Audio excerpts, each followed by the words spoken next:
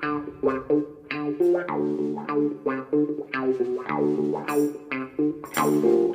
evening, the Beaver. I'm very, very, very happy to be talking to Gabby, the top man of podcasts. Well, Mr. Paul the Beaver Trevillion, I'm absolutely honoured. You are a genius. You are the boy that was born to draw. Your book I got from Amazon, although people can get your book from your website, which is paultrevillion.com. It's a fantastic book, as told by Neil Jeffries, the foreword by Alan Sniffer Clark. And when I did an interview with Alan, I asked him, did the sock tags come from Al? And he said, my mate, Paul Trevillion.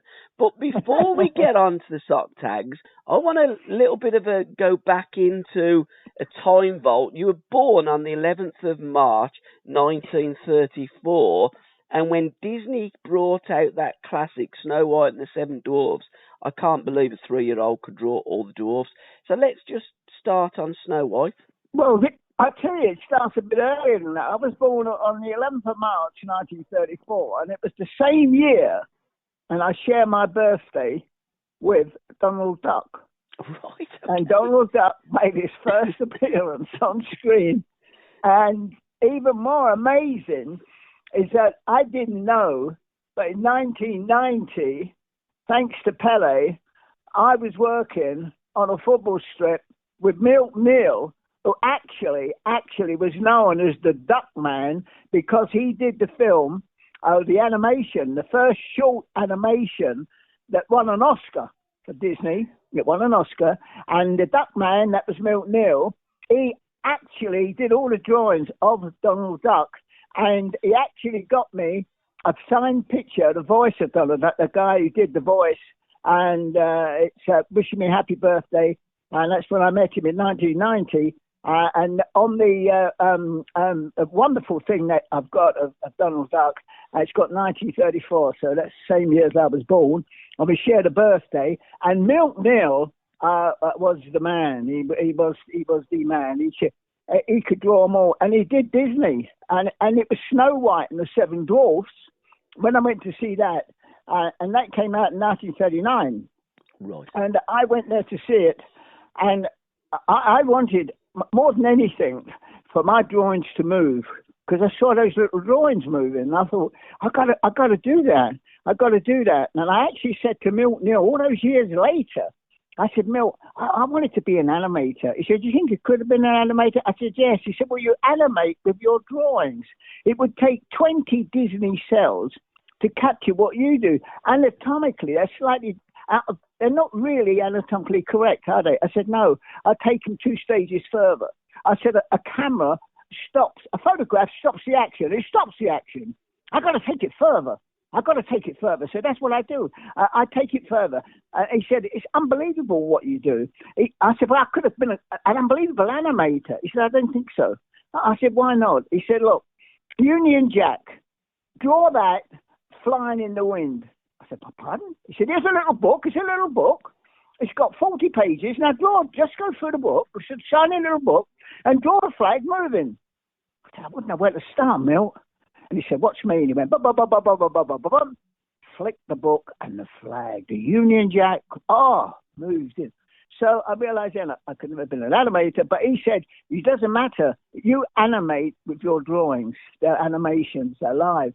And then I told him all about Snow White. And I said, I used to do the drawings in my father's grocery shop. We had 450 customers. And I came back from Snow White and the Seven Dwarfs. And what I realized when I came back, I had the same feeling as when I saw Dixie Dean in 1937. And I went to Tottenham. I still got the program. When I went to Tottenham, it was a cup replay. My father worked on the buses, and he changed his shift, and it was a replay on a Wednesday. And I went there, and I couldn't believe it because the cheer was louder than when the Spurs came out. That was loud. But when Dixie came out, everyone shouted, good old Dixie, good old Dixie. And he was waving to the crowd. When he scored against Tottenham, they went potty. We actually beat them 4-3. But I'm telling you now, every time Dixie put the ball in the net, the roar was unbelievable. That's what they've come to see, because you only saw the big guys, the big internationals, the big stars once a year if you were lucky. So Dixie Dean, I couldn't get him out of my head. And I went back home and I said to my mum, look, this scarf you've knitted me, this blue and white scarf.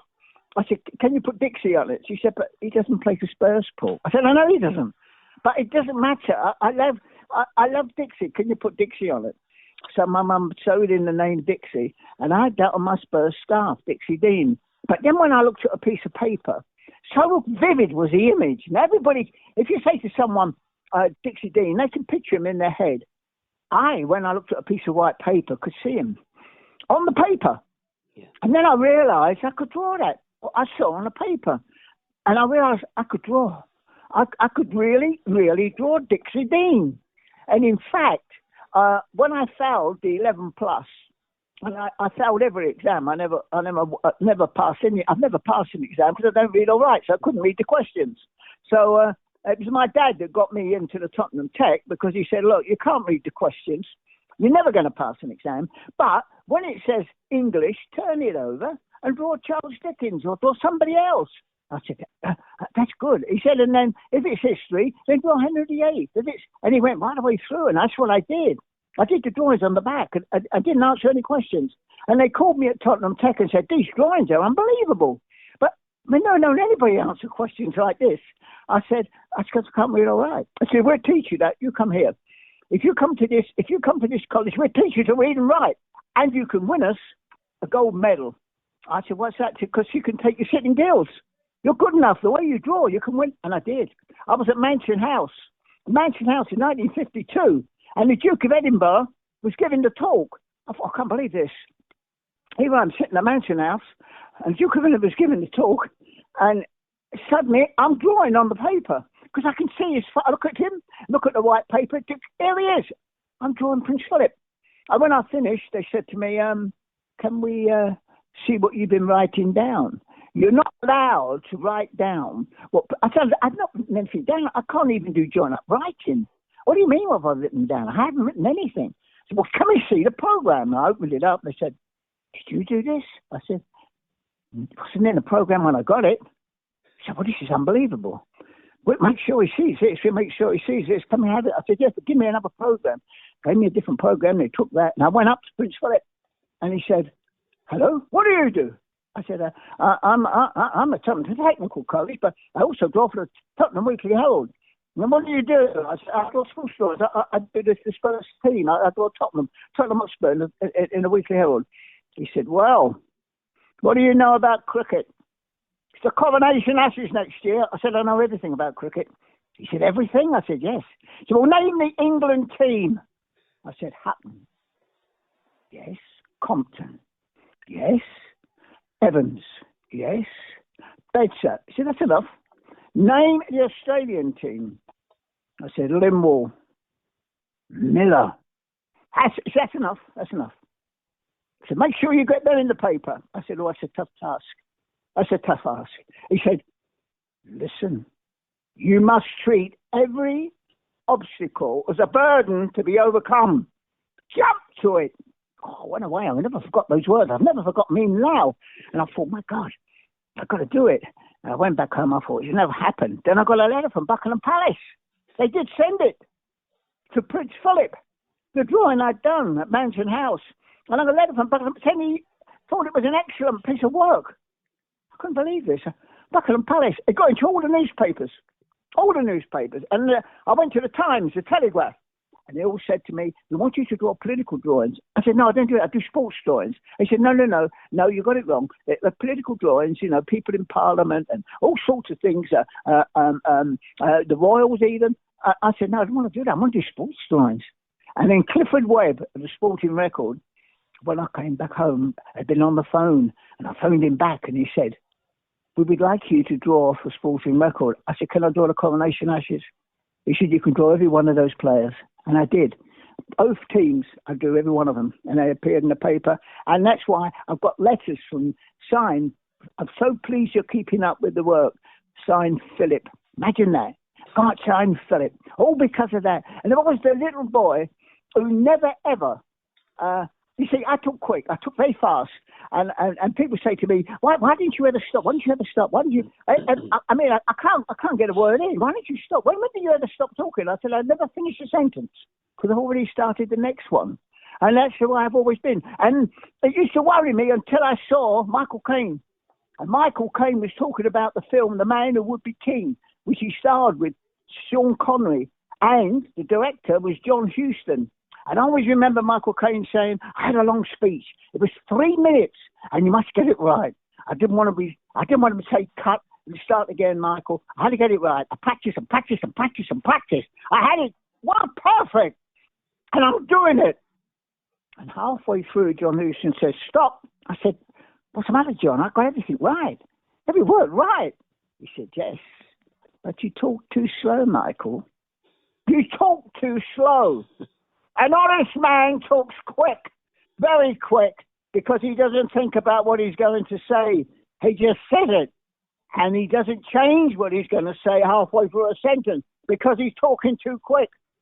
And he said, I never forgot that. I did it, and I did it very quick, very quick. And when I saw it on screen, it was perfect. And I realized then when someone comes up to me and says, hey, Michael, could you, I say, just a minute, I'm busy, I'm running late, another time, and I'm off. Straight away. Anybody who talks slow, I'm off. And that was what, I mean, I honestly, to me, when I was at Tottenham, and I mean this, and I can only get my words out, and I saw Dixie Dean, it changed my life. It changed my life. As I'm telling you, when I was 11, they pinned my drawing up on the wall. And I'd failed the 11 plus, and they took it down from the schoolroom wall, and they said, Paul, take this to your dad and take him your report and tell him that it's been hanging up on the wall. And I took it back to my dad, and I said, Dad, look, this was hanging up on the wall. He said, yeah, but let me look at your report. He said, I can't believe it. He said, 2 out of 10 is bad. That's 2 out of 100. I said, I know, Dad, I'm no good at but I'll tell you what, Dad. He said, don't ever worry, Paul. I've always said you make a living with your pencil. That's what you want. You're the man with the pencil, Paul, the man with the pencil. And that is when I saw the dwarfs. See, I'm like a big canvas. When I'm talking to you, I'll see a canvas. So when I keep going from one thing to the other and jumping back, I come back to where we first started, Snow White and the Seven Dwarfs. I came back, I said, Dad, I've seen the dwarfs. He said, you're not going to do a Dixie Dean? I said, no, I'm doing the dwarfs.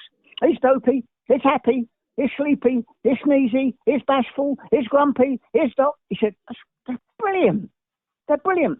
I said, am I a professional artist, Dad? He said, no, you're an amateur. I said, no, I'm not an amateur, Dad. I'm a proper artist. He said, no, you're not. A professional artist sells his work. I'll tell you what I do, Paul. I'll put these up in the shop and they charge 3p. I said, that's a lot of money, Dad. 3p, I can buy a comic for that. He said, I know. But you don't want to be drawing, Paul. Let's keep it to a reasonable amount. I'll put them up. And maybe in the week they're sold. He put the 7 up. When I came back from school, I said, Dad, how did they do? He said, they went in the first half hour, the lot. He said, you have to draw 2 sets. I said, Dad, I'll draw 4. And I drew up 4 sets, came back, gone again, sold. And my party piece was dopey.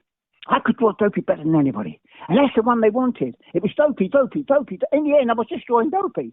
There are 450 customers. I think they must have all brought one. And it was dopey. And when I met Milt Neal, I said, Milt, Snow White and the Seven Dwarfs, you was the man that worked on that. He said, yes. I said, do you know, my party piece is dopey. He said, draw it.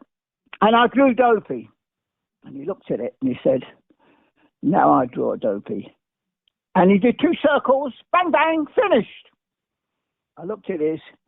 I was 1990. I've never drawn dopey since. I used to draw dopey every day. I haven't drawn him since. And that is because he was the man.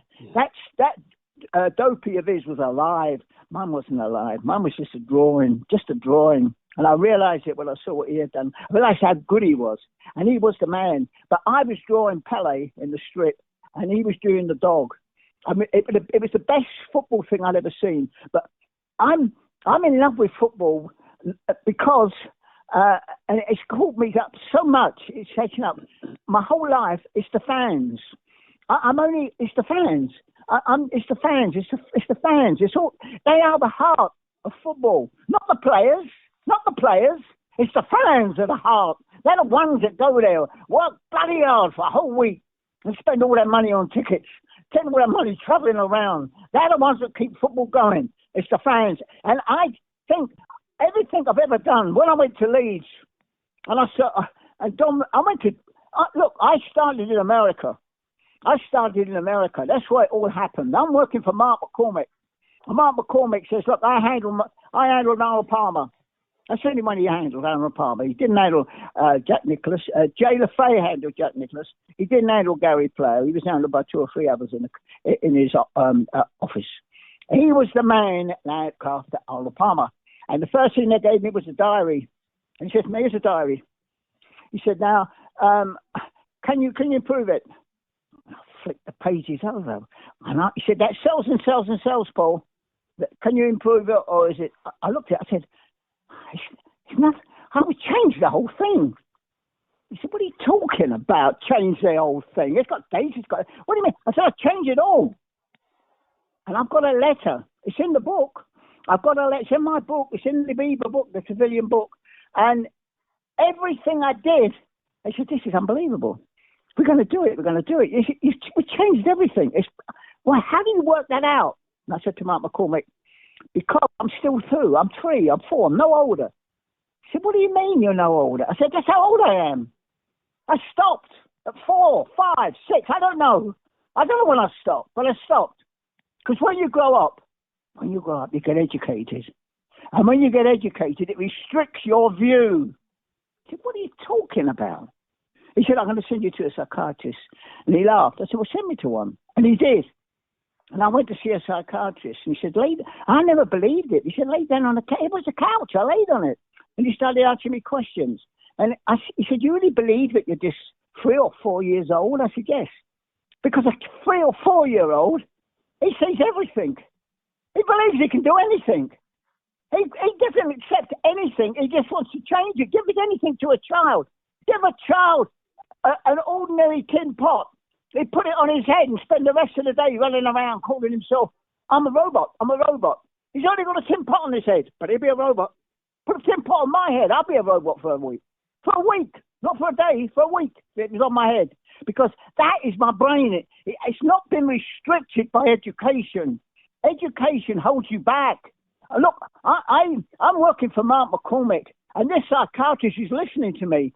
And next thing I know, he's on the couch. The psychiatrist is on the couch, and I'm talking to him. This is true. He said, I've never heard anything like this. I said, let me tell you this. I'm doing the Gary Player golf stick. It's in 1,500 papers. Can you believe that? And I went to South Africa because I'm Tarzan. I was brought up by Tarzan. I have to see films because I can't read. I see films. I look at drawings of other. I look at magazines and comics. I never read them. I just look and make up my own stories. I did that at school. When they gave me the book of Charles Dickens, I just turned the pages over and looked at the drawings. Then made up my own story of the Charles Dickens and Paul Oliver Twist. And I used to tell it to the class, and some of them even liked my one better. And then they gave me Treasure Island, and I told the class my story of Treasure Island, and how they jumping out of their seats. And then I told them how Tower Two Cities. I'm talking about the guillotine. And then the kids start to cry, and they try to hide their heads. And the teacher said, "Stop! Don't know more about the guillotine, Paul. We can't tell that story. Go and sit down." So I had to sit down. I couldn't tell it. So I'm telling this to the psychiatrist. And he said, "So why are you in South Africa?" Well, you haven't finished the sentence. I said, "Yes, I have. I'm in South Africa because Johnny Weismuller, Tarzan." He's a mum. Good God, keep it down. I said, "Keep it down. Keep the door shut. Any minute this room will be full of elephants." He said, "God, I can't believe you at all." So what happens? What happens? I said, "When I'm in Africa, I'm talking to a black man, a very old man." And I said to him, "I saw the Tarzan film, and I love the scene where they're on a raft. And on that raft, the hippopotamus nearly tips him in the water." He said, "Do you know how the raft was made? Do you know who was the first person to conquer water? You can't walk on it. But who was the first person? It was a black man." A bough from a tree fell from the tree into the river and floated down. And he watched that. And so he went up and he chopped down another branch and watched that one float down. He chopped down two and tied them together with grass, and they floated down. He got 3, he got 4, he got 5, got 6. Then he tried to sink it with a big stone. He couldn't sink it. And then he went, maybe I could lay on it. And he did, and it didn't. And that was the invention of the raft.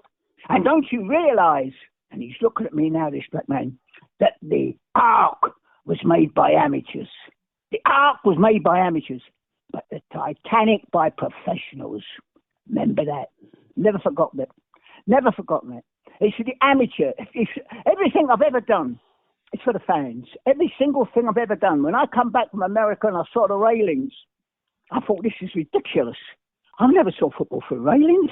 Why not? It's just hooligans. It's a hooligan problem. And they said to me, don't you realise what is happening? They get on the pitch, they scream, they throw things. I said, but you can't look at football through railings. They said, where have you been? I said, I've been in America. Well, don't you keep up with it? I said, no. I've got very limited expansion of brain power. Very limited. Wherever I am, that's it. That's where I am. I lost contact with everything in England, and now I'm back, and I've seen the railings. He said, well, what are you going to do about it? I said, have you seen this? And in the Evening Standard, someone has said, ban everyone under 18. Ban them, ban everyone under 18. It's a guy from Parliament. I thought, I can't believe this on the front page of the paper. He said, yeah, look at it. It's just in the book. This paper's in the book. I said, I'm going to go see Maggie Thatcher. He said, you're going to go what? I said, I'm going to go see Maggie Thatcher, number 10. And I did. She saw me. I said, I can cure the hooligan problem. So how can you cure it? I said, I've been standing there watching. And the away fans are kept locked in for 15 minutes after the game. I said, that's right. And what do they do 15 minutes before the game? I don't know. Tell me. They fix fights. They're challenging the other, because nothing's going on. So what could go on? The game hasn't started. You should have entertainment. You should have a mascot. A mascot? And Colin Moynihan's there. He said, it sounds reasonable. Yes, you can have a mascot. You could have a Superman. I said, no, don't talk Superman. That's ridiculous. They throw beer cans at Superman. No, we get the Panda of Peace. I be DJ Bear, the Panda of Peace. And I'll come out 15 minutes before kick-off, even 30 minutes, and I'll run around the ground. And for the fans, I'll give them panda drinks. He said, how could you get the panda drinks? Because I've already been gone to see them. That's why I come up with the idea of the Panda of Peace. As soon as I come up with the idea of a Panda of Peace, I checked through and I found out they do a drink called Panda Drinks. I've been to see them. They're going to sponsor it. She said, yes. And then I've just gone to see Match Magazine.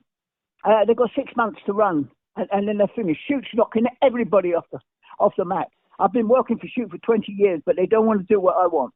They say I'll turn it into a comic. So I said, right, I'll ask Match Magazine. They've got nothing to lose. They're folding in 6 months.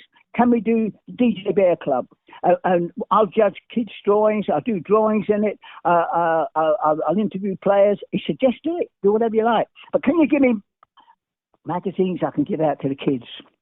I said, yes, we give you a whole batch of magazines you can give out. Then I said to Panda Drinks, I want five lads to come round with me. He said, why 5? I said, 5, you can understand it, give them big bags. And on each bag, you put a P on one, A on another. We got it. We put Panda on the back. That's it. Each chap's got a big letter until it reads Panda. And we walk round, you've got a mobile. Oh, my God, this is unbelievable. Why didn't nobody else think of this? This is ridiculous. I said, it's what a kid would think of, right? Yeah, it's just what a kid would think of. Not a child would think. I said, that's right, because I'm a child. That's why I think. Can we do the Panda? And we give them out. Then I went to Panini. I said, look, I was the man who invented the big card. They said, we know you was. We're aware of that. I said, before I went to master vending, there was cigarette cards. And I did candy sweets for barracks. I did them. And they was on little packets. And they were candy sweets. And the candy sweets were little cigarettes with red at the top. A little red pig at the top. The kids were being taught how to smoke. Candy sweets. I said, look, I don't want them to smoke. I want them to play football. I draw footballers on the back. And then you dot it round, all the way round, dot it, and they can cut them off. He said, love it, we'll do it. And I said, this is what I did for Candle Sweets. They had the same size as cigarette cards. We don't want cigarette cards. Don't want them. We want big cards like this.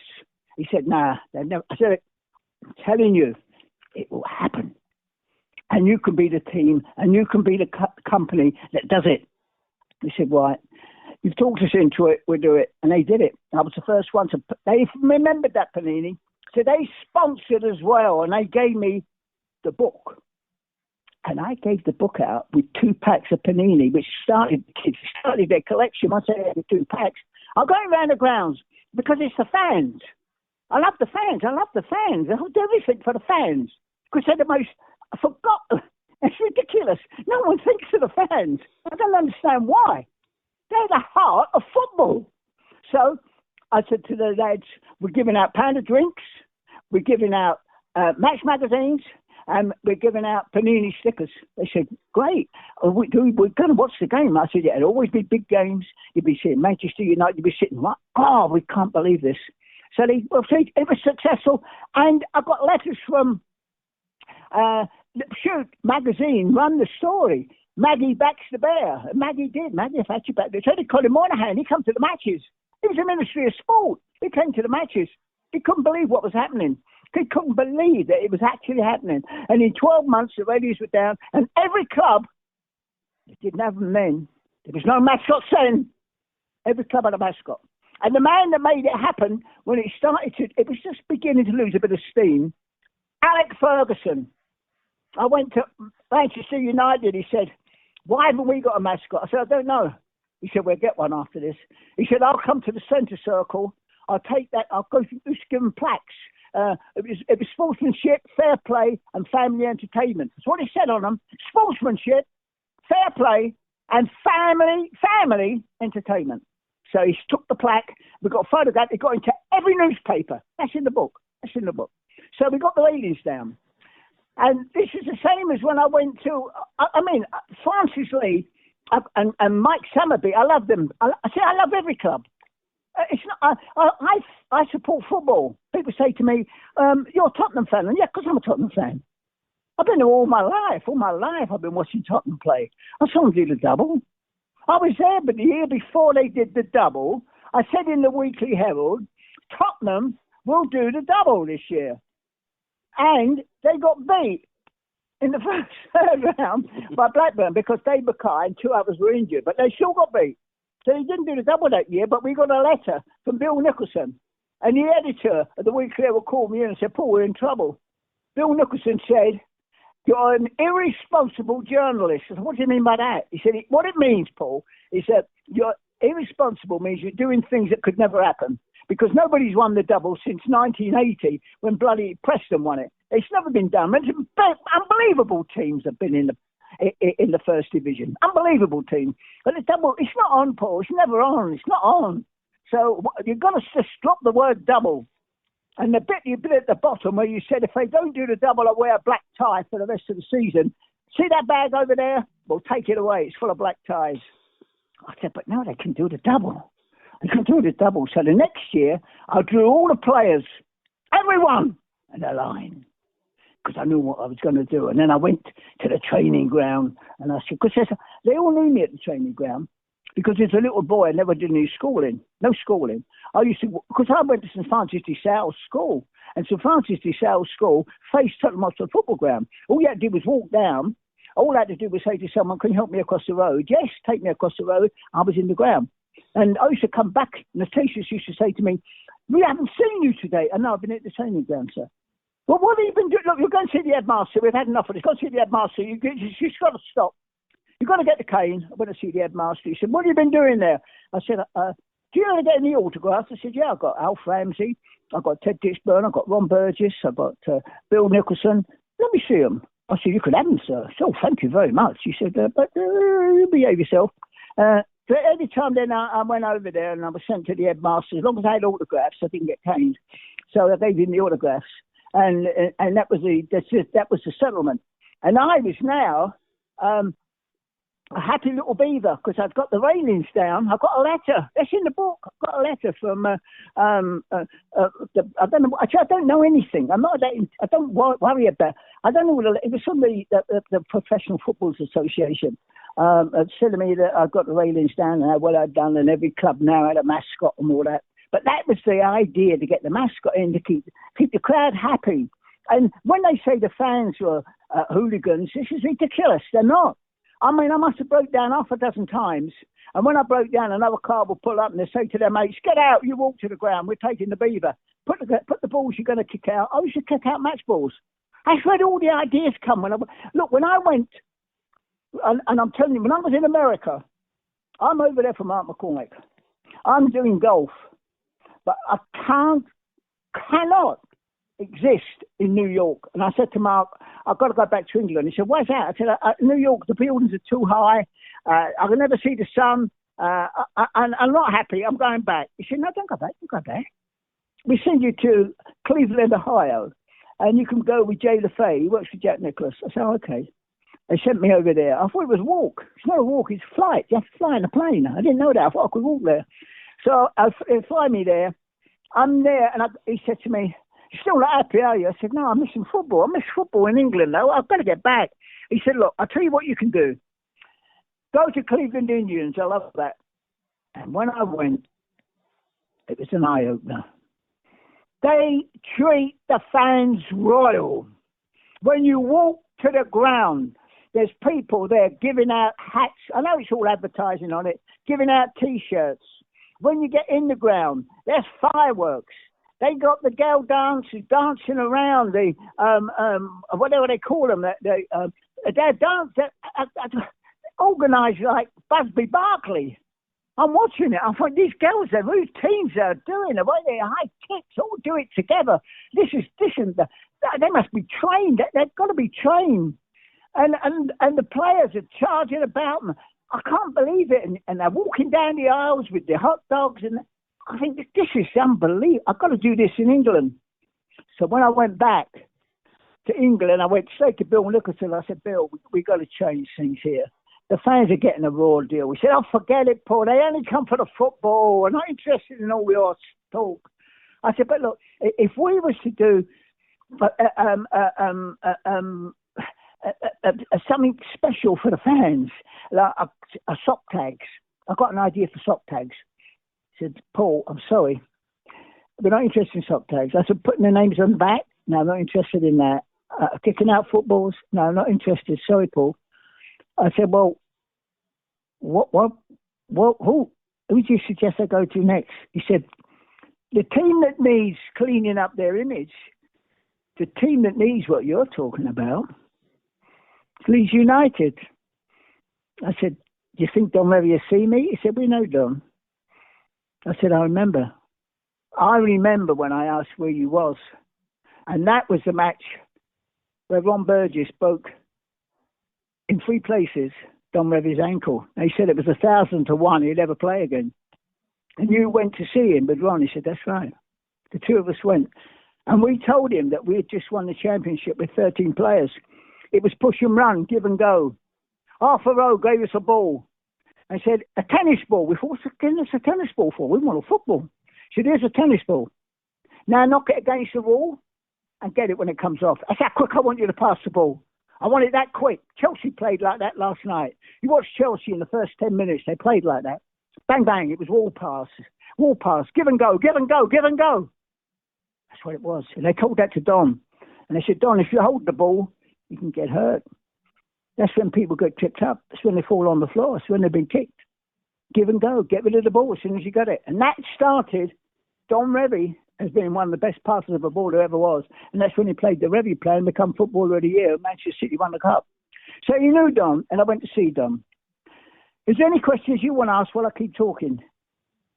I am so happy listening to you. Okay, boss, I'll carry on then. I'll tell you what happened. Crack on, Don Revie said to me, I'll carry on. You'd asked me, told me to carry on. The man never stopped.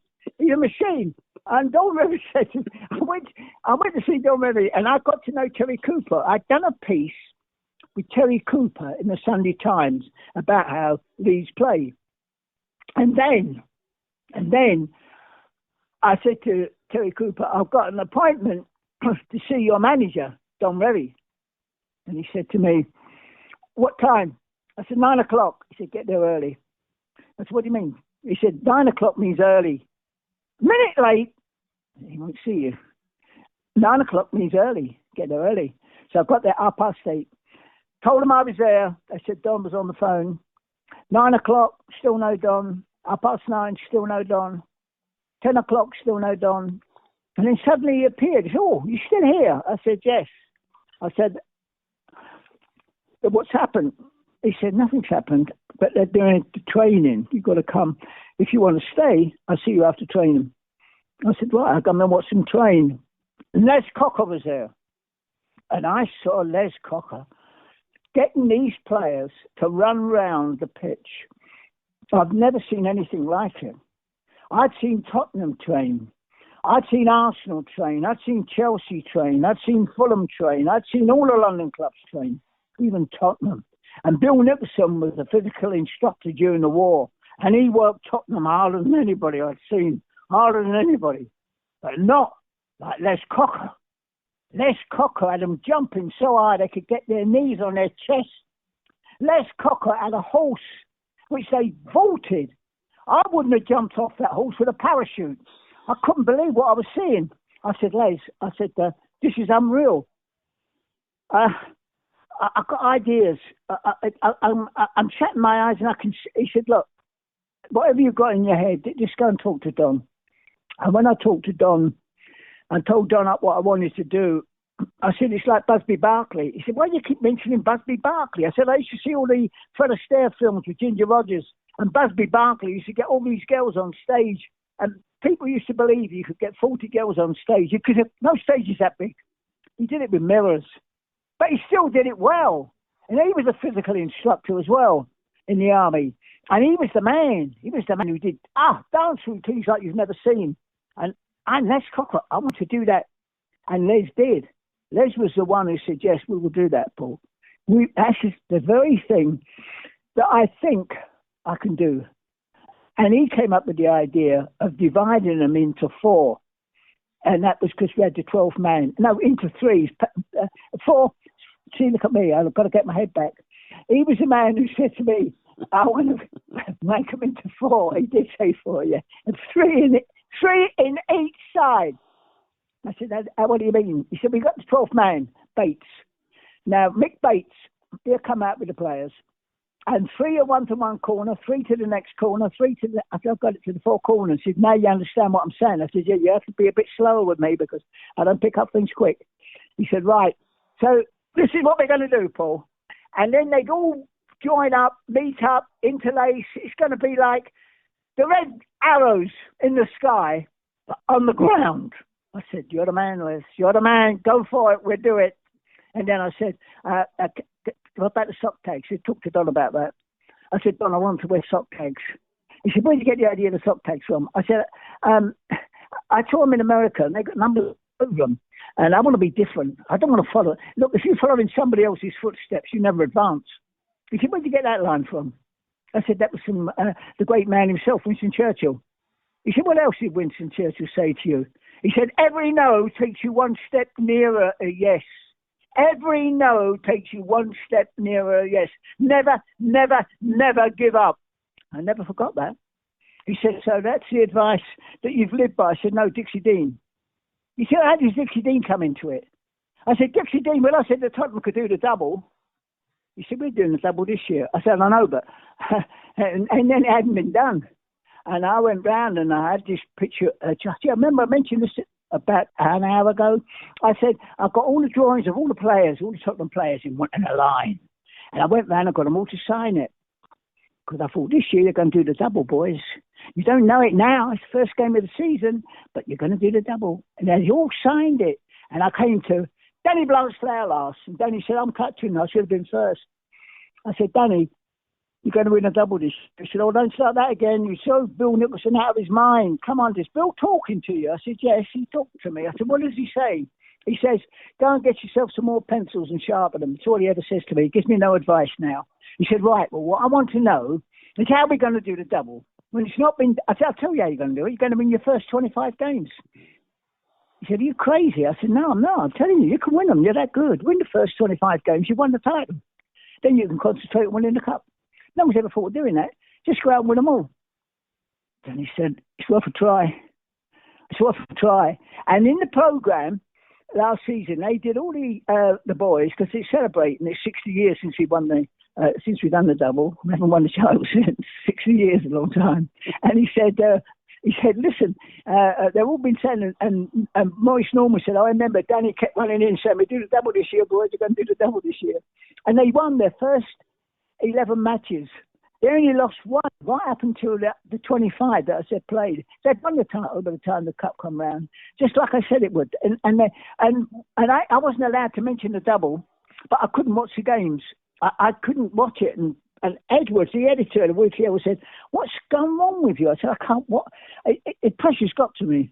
I want them to win the double so much, but the pressure's got, I can't watch it. And he said, well, you better get your head sorted out, Paul, because your cartoons are dropping right off.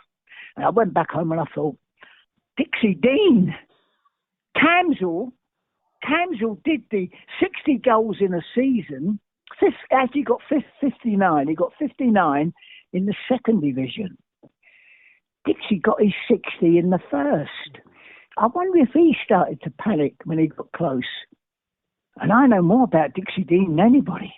I've read and heard and listened to everything what people have said to me about Dixie Dean and said, look at this, look at that. And I looked at any comic strip on him. I've been told stories about him. I knew Dixie backwards. And I got onto the Liverpool Weekly Herald and I said, look, I want to come up and do the Dixie Dean story. They said, you're a Londoner. Forget it. I said, what do you mean, forget it? I can do the Dixie Dean story. I know Dixie Dean better than anybody. I saw him in 1937. He said, you saw him play? I said, yeah, 1937. I was 3 years old. And I forgot it. They said, well, Dixie comes in on a Thursday. I went up and saw Dixie, and Dixie listened, and I started telling Dixie things he forgot. I said, do you remember when you came off your motorbike and you fractured your skull, and he said, you'd never play again? He said, yeah, I remember that. I said, what did you do? What did you do? How did you get over it? He said, I said I'd never play again, but then they did such a good job, Paul, but I started to practice, so I took the bladder out the inside of a football, and that's the way people should practice heading. I don't think listen to this. People are talking now about banning heading.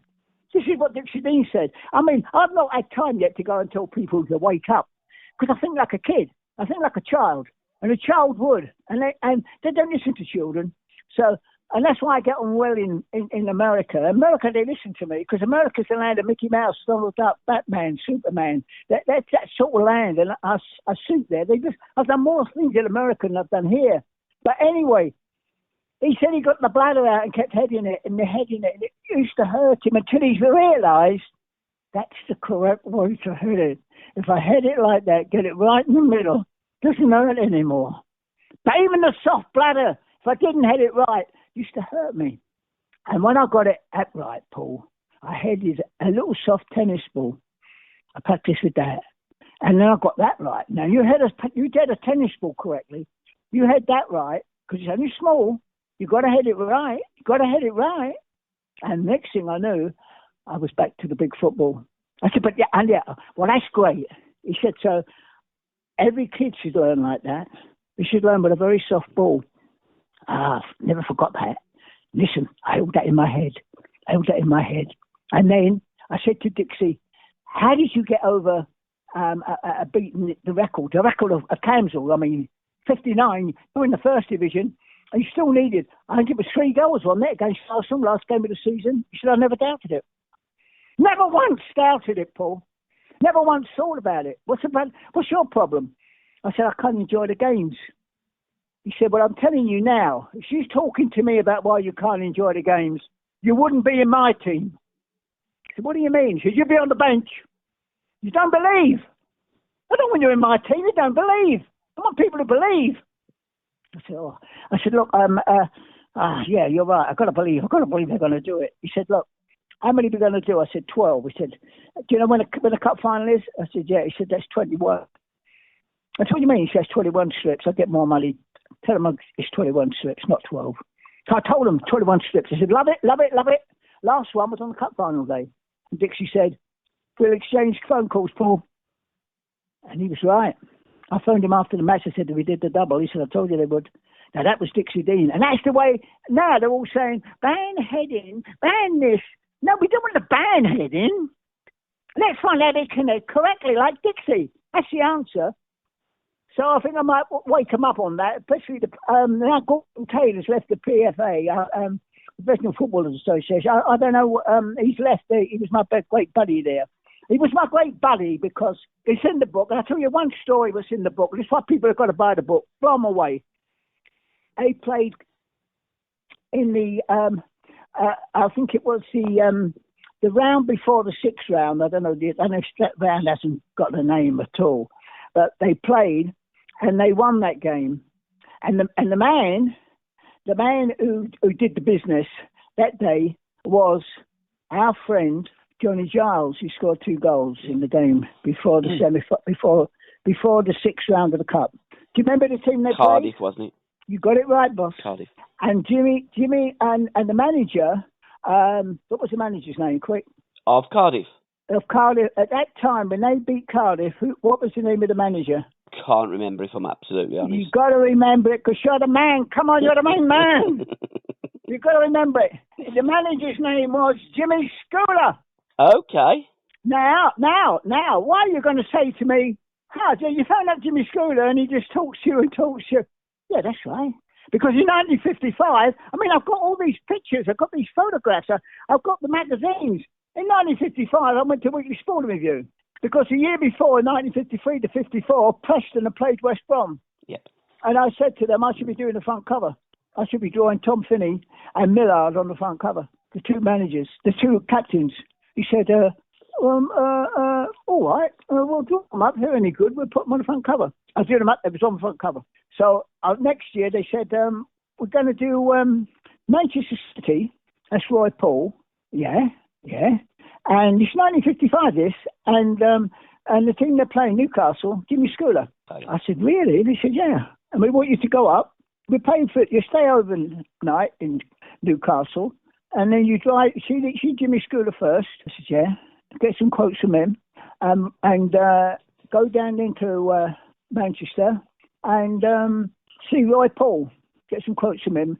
And we do the whole front page. I said, the whole page, yes, with Jimmy Scooter, Roy Paul. She said, this is it. I've got to do it. I went up there. I saw Jimmy Scooter. What a nice man. What a nice man. What a nice man. That's my first. That was the touch. Remember this, 55. And then I went down and saw Roy Paul. When I'm talking to Roy Paul, I saw my man I wanted to talk to, Bert Troutman. So I finished with Roy Paul and I went straight down to Roy Troutman. I said, Roy, Bert Troutman, not Roy, it's Bert. And what a man I am. What a man. Unbelievable. I changed their names as well. You see, you still know what I'm talking about. What a character. What an unbelievable man. This is it. So Roy's finished now. He's Bert. I saw Bert Troutman. I said, Bert, listen. I said, I rate you now as the best goalkeeper I've ever seen. I used to think it was Ted Ditchburn, but you are the man. And I said, but I've just seen Mitchell, and what a player. He's the man who used to frighten the life out of Alf Ramsey. What a player. He's unbelievable. He goes down 2 or 3 players, and then Don Revie stepped in. My first talk with Don Revie. It's not in the book. None of this is in the book. Wow, why am I telling you this? It's not in the book. Don't get the book before you're going to read this story. I'm giving you exclusive. This is a biggie. And I said to Don, what do you mean about Scooter? He said, when a player gets the ball, do you know how you judge him? I said, no, how do you judge him, Don? How do you judge him? This is Don Revie. He said, it's what he does with the ball. Does he pass it to a teammate? That's 1. 2, does he hit the ball with a defence-splitting pass that someone runs onto and scores? 3, does he go on and knock it into the back of the net? There's only 3 things he can do, Paul. He can either pass to a teammate, pass and do such a pass that it splits the defence and another forward picks it up and goes on and scores, or he goes on himself and scores. There's only 2 things he can do. Now, the player like Mitchell, who gets the ball, he might go past your Alf Ramsey 3 times, but 2 times Alf will stop him. It's not good enough. And that's the trouble with Hudson-Odoi at Chelsea. I watch him, I love him. But he keeps on, gets the ball. He might go past him twice, but then he'll lose it 2 or 3 times. Not good enough. The percentage isn't good enough. You only have the ball 4 minutes. Danny Barnsley told me that. So I remembered what Don Revie had told me. So then, in 1972, Cardiff had been beaten. Giles had scored 2 goals. And I walked into Don's office and sitting there, Jack, the man, Charlton, the man. And next to him, Don Revie. And they say, here's his number, phone Jimmy Schooler of Cardiff. I thought, I remember Jimmy. Jimmy's never forgotten me. I've often talked to him since then. I'd asked him, after the game, you said to Don that if we had played an extra man in midfield, we had stopped Giles, we might have got a replay. So ask him about that and ask him what he thinks. And so I phoned him up and try and get him to say he should have packed the midfield because we want him to take out one of the forwards. He won't take out Francis because he's scoring a goal a game. He won't take out Radford because he's another one. He's absolutely knocking everything in. But, and listen to this, Paul, he's that little bugger on the wing, that little man. And that little man was Gordon Taylor. Right. And he said, that's the guy we want him to drop. I said, really, if he drops him, we'll goal up. And they did. We did the piece in the Sunday People. It's in the paper, full page. Stop Giles and you stop Leeds. Put an extra man in midfield. I did exactly. I phoned him up. I did the interview. And I did the piece in the People. He didn't know why he was doing it. He didn't know it was orchestrated. All the questions I had to ask him were written down by Don Revie and Jack Charlton. And that piece is it's in the book, a full page. And the man they put on the bench was my best friend, Gordon Taylor. And when I went up there, Don Revie, this is a semi-final, and they haven't announced the team yet. And in the programme is Francis, Radford, and the 3 danger men, Gordon Taylor. They're in the programme. But they weren't in the team. He wasn't in the team. They dropped him, put him on the bench. They dropped him. That's the man we wanted out. Because I went up there, and the first thing I got from Don Revie was, you're not coming in the dressing room today, Paul. Because I've had enough. We're a team. We're not the Beatles. We're not a pop group. Look at this. And I said, well, that's my programme. That's my poster. I designed that poster. But that's, I didn't know they were going to come up here. And he said, well, actually, I saw them when I come in. There's a lot of girls outside giving these out. But he said, no, it stops now, Paul. You've got to put a break on it. It's getting silly. We're not a pop group. We're not a pop group, Paul. I promise you, we're not a pop group. And I want you to do me a favour. Just don't come in the dressing room, right? Just don't come in. And I thought, no, I'm not doing that. I'm not doing that. I always go in there and see the players. I'm not taking that. I didn't know. I went to see Les Reed, and that was Don's advice. Don said, well, you're going to, we want a record. We want a football record. I said, what do you mean? He said, for the cup final. We're confident we're going to get there, so start working on it. So I said, well, I'll look at that. He said, listen, I want the one who does the Tom Jones and Dinglebrook Umberleigh records. Yep. I said, you won't get him. I said, no, no, come on, he don't do football records on that. I'll get someone else. I want him. You got the players running around, dancing. I said, they're not dancing. That's an exercise routine, Don. He said, well, you got them doing that, kicking out footballs, wearing sock tags, running around with names on their backs. Come on. You do something. Get me Les Reed. I said, you know his name, then, Don? He said, yeah, I know his name. That's the man who does the records. I said, he's done your own records. That's normal. He said, that's right. He said, get him. I went out, and I knew Adam Faith because I taught him at the pub. I taught because I'm the man who's never missed a putt. I'm the man that went to America. And so I've got the American video. I challenged the top 50 professionals. That was Tiger Woods and the lot, right away down, Mickelson the lot, for $1 million. And $1 million check, whoever lost, made it out to a children's hospital. Not one of them took it up, because I haven't missed a putt for 50 years. I haven't missed a 4-foot putt for 50 years. Do you know why? Go on. I haven't played golf for 50 years. No, I'm only kidding. I don't miss putts. But there was don't get me carried away. I'll get back to the story. So the bottom line was, poor old Gordon Taylor, he's stuck on the bench, and we go on and we beat them. But Don is not happy, because when I went to see Les Reed, I knocked on the door. I designed a poster, and it looked like a football match.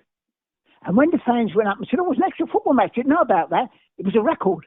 They thought, "Bloody hell, it's a record now. We've got to get it." I said, "Look, it's my poster."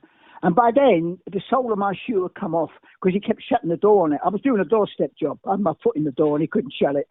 And he'd been shutting it on me all the time. And my sole of my shoe had come off, but I didn't worry about that. He looked at the poster, he said, "Come in." He got Barry Mason over. He said, "We do a record." Yeah. We do the record. He said, "What do you want?" I said, "Robin Hood." He said, "Well, what are you talking about, Robin Hood?" I said, "Errol Flynn, Robin Hood, my favourite film, my favourite." I said, He said, "You always go to the cinema, don't you?" I said, "Yeah, always. I can't read or write. I got to see films. I see films, I can hear them. And I watch them." I said, "Robin Hood, da-da, da-da, da-da, da-da. That won an Oscar, that theme won an Oscar. Da-da, that's all right, we got it. Don't carry on. Now, we get Barry to run around the kitchen and he makes some noises for you." I said, "Well, he got a spoon out, started banging on little pots and all." He said, "True, it's all going on." He said, I said, Don wants, "We love you, Leeds. He wants to love you, Leeds. We love you, Leeds, we love you, Leeds." All right, they put that in. And marching on. Just, "Did you want that?" I said, "No, that's mine." Because that's what was in Robin Hood. They all marched on. They got on their horses. Boom. He said, all right, we do the marching. Marching on. And now, 50 years later, "We love you, Leeds, marching on together." They sing that before every match, 2 minutes before kickoff. And they sing it right through the game. That is the tune I did 50 years ago. But I said for the semi-final. He said, "No, for the final." I said, "No, semi-final. They'll win the semi-final. Get the record out for the semi." We had that football record out for the semi-final. And the BBC had banned all football records. There was too many of them. But it got into the top 10, so they had to play it. So it was played, and it's now the anthem. That's 50 years later. So that's what I gave to the fans. It was for the fans. The fans sing it. That makes me happy. As I said from the very beginning, look, De Gaulle, whatever his name is, the goalkeeper, I can't pronounce names. You see, that's not important to me. What is important to me in life is the next piece of white paper I look at. Because I never see a piece of white paper. I've never seen a piece of white paper since I saw Dixie Dean. From that moment on, every time I look at a piece of white paper, whatever I'm thinking about is on the paper. I can see it. I think, God, this is unbelievable. I can't believe this. I've got to do something about this. And that's when I kept seeing the fans wearing football shirts, and I thought, that's what I want to do. They should be. They're the team. They're bigger than the team. They're bigger than the team. There's 60,000 of them. And I went to Umbro. I said, "I've got an idea." They said, "Well, what's the idea?" And I always get into these places. So I take a piece of paper with me. I lift a little piece of paper. They go into reception. I say, "Look, I'm ever so late. I've got this meeting," and I always make sure I've got the name of the top man. And I've got this meeting with Miss McLaren, and I'm late. I'm half an hour late, and I just was speaking to him on the phone about 10 minutes ago, and he's called me over, and I'm late. He said, "Look, it's over there. There's the lift. Get in the lift. We're phone through. Tell me you're coming up. It's on the third floor." They always do it. They always panic. Put a panic on someone, and immediately they say, "Right, this is what," they think they're doing their job. I mean, they're not the British. If they're not the brains of Britain, are they, the people on the desk? If they were the brains of Britain, they'd be in the boardroom. So they will make that mistake. And they always do, every time. They think they're helping out, and what they're doing, they're getting the beaver in. And the beaver's in, and I went in and I said to them, "Look, we do kids' football shirts." They said, "Yeah, but kids haven't got money to buy them." I said, "No, they won't buy them. Every dad thinks his son's Georgie Best. Every dad thinks his son's going to be the next." We know, we understand. Yeah, they always think they're going to be the next Francis Lee. I said, "Yeah, well, Francis Lee's going to do it." "What do you mean, Francis?" I said, "I've been to see Francis Lee. He's on for it. And I'm going to do how to play on the back. And on the front, we do the replica shirt. We can sell it." And they said, but it's a kid market. I said, no. We do it for the kids. We started for the kids because that's what getting bought. That's where your sales are. But the man, Shorty, or don't say Shorty. I said, that's what, when I was a little boy, if you was little, everyone was Shorty. If you was tall, everyone was Lofty. Now it's politically incorrect. But I still call him Shorty. And if I see a little man, I still call him Lofty if he's tall. I've never changed because I don't think there's anything wrong in that. So little Shorty, the little man, he'll wear the big man shirt. The oldest shirt you make, he'll wear it. And his mates will say, cool, look at that. Where did you get that? I said, I got it. I bought one. They've got my size. I haven't got his size. It's a bigger child size. But he'll wear it. And he'll say, cool, I've got to get one of them. Love it, love it, love it. And that started the replica shirts. It's all in the book. It's all in the book. I mean, all these things, I've got the pack. I've still got the pack. I've got all these things. It's like Pele. Why am I Pele's best friend? It's because Pele says nobody draws. He never had to approve one drawing when I worked. Look, Umbro again. I did this for Umbro in 1970, Francis Lee. 1970 I did this. I come with the idea in 68. It's a long while ago. This is when I come with it. It's when my replica kits come out in 1970. Francis Lee. And then, from that moment on, and you couldn't believe how big an impact it made. I mean, I actually saw these shirts being worn by adults, and that's when I went to see Umbro for the World Cup, and I said to them, I've got an idea what we can do with T-shirts. They said, really? I said, yes. They said, we want you over here. Come over. I said, but I want 6 girls to show them off. I've got 6 players. And the girls go on, they dance wearing them. Why girls? I said, because that's what fellas are like. They can dance. They've got football. They play football, don't they? They play football in America. You've got the best footballer in the world. Michelle Akers-Styles. So I remember that name, didn't I? Remember the women's names. Michelle Akers, what a man I am. Michelle Akers-Styles. He said, right, we want it. In 2 years, I'm 90. Can you believe that? I'm going to live forever. I am. I'm going to haunt everybody. I'm going to be around forever. I don't know why, but I know I am, because I realised they test me out. I've got to tell people this. I get tested out. You can get a hobby, do drawing. They're a lot longer. I mean it. And don't buy these health drinks. They won't keep you living longer.